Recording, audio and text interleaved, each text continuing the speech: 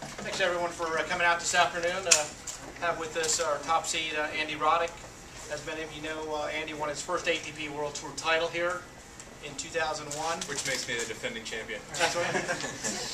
And Andy's up to, he has a 26-4 record on hard courts this year, which is the most wins on the ATP World Tour, and 2 titles this season. All right, let's open it up for questions. Andy, you were obviously a late entry in here. What prompted you to decide to come in? Well, I don't think it was too complicated. I want to play tennis. You know, I've only played 8 tournaments this year so far. I was sitting around midweek last week, and also I think the fact that it's a 28 draw helped. You know, I felt like I had enough time to actually prepare for it. Get here early enough. So that's it. I just felt like playing tennis. Had you been thinking about coming here, or was it really a last-minute decision? I hadn't thought about it too much. I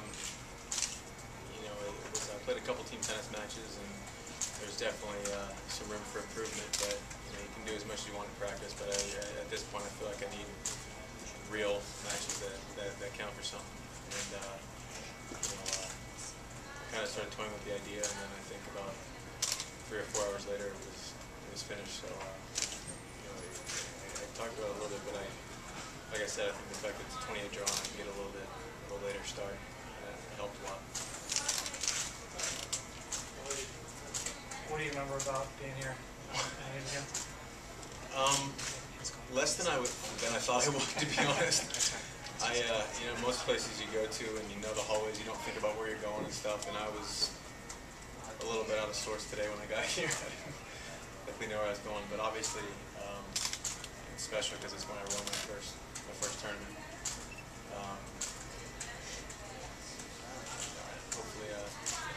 Hopefully I can do it again. But I think wherever you have success, you always kind of have a special place for that. What prompted the haircut? It wasn't really much of a deep reasoning, because I had a Britney Spears moment after Wimbledon. Minus the whole hitting people with umbrellas and stuff like that. Is it self-administered, or is this? Yeah, I'm responsible. Someone didn't get me in the middle of my sleep or anything like that.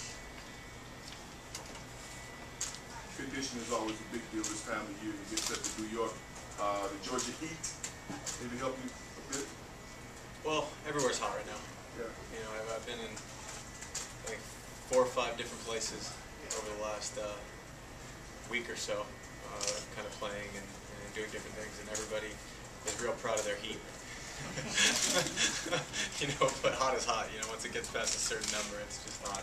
It's just something you deal with. And to be honest, if we're anywhere during the summer and we expect it not to be hot, we're kind of not that smart. So, it just kind of is what it is. It's something you always deal with during the summer in the States. Looking at the draw, is there a figure that maybe not everyone knows too much about that you feel like should be paid attention to? No, I think everyone. I think the guys that are seated the highest are there for a reason. It doesn't happen by accident. I think the best players are seated the highest. It's the way it is in most tournaments, and I certainly don't feel like it's different for this week.